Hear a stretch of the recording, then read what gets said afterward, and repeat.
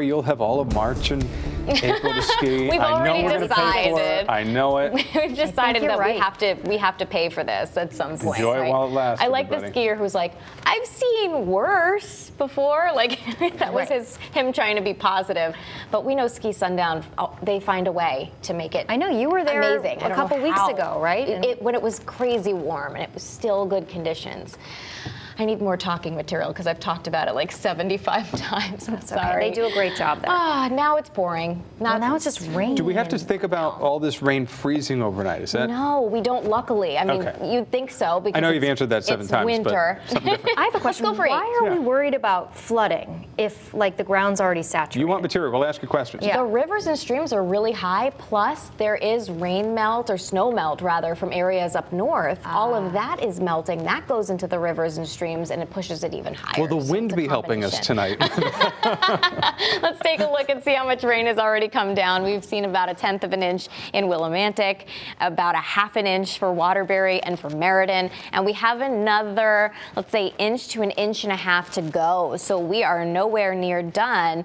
And again, that's a lot of water over a relatively short period of time. And things are already pretty waterlogged with a lot of recent rainfall. I keep getting questions from a lot of you, kind of sassy questions.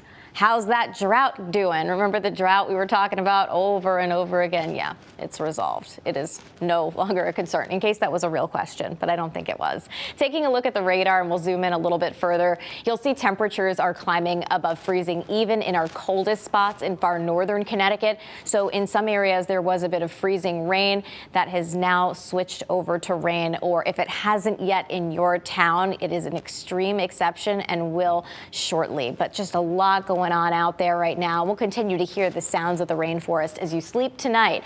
Temperatures right now are still in the mid-30s in Windsor Locks. So cold rain there, but near 50 degrees right now for New Haven and also for Groton. Here's a look at the future radar. Again, poor drainage flooding possible, but luckily it's overnight during a time that not a lot of people are out, but keep an eye on the basements overnight. Want to show you what it looks like at 5 a.m. Still some lingering showers out there before 7 a.m. You can check in with the Fox 61 Morning Show crew, although the worst will be over with by then. This is 6:30, and after that, we're drying things out. Let's talk about winds. So this is sustained winds, so not gusts, but we're seeing sustained winds, which is a fancy word for just consistently blowing out of the southeast up to about 20 miles per hour. Now I'm going to switch over to gusts, and I wanted to show you how we're really highlighting southeastern Connecticut. Notice gusts are no big deal in the valley locations, not even anything to note. But look at this, gusts close to 45 miles per hour in southeastern Connecticut. During the day tomorrow, especially midday or so, the wind will switch direction. Instead of out of the southeast, now it's coming out of the west, and everybody will see a bit of a breeze. Not damaging winds, but just enough that you're noticing the wind as we head through the day tomorrow. There could be gusts up between 30 to as high as 40 miles per hour, but 40 would favor, again, southeastern areas. You guys are going to see the most wind here.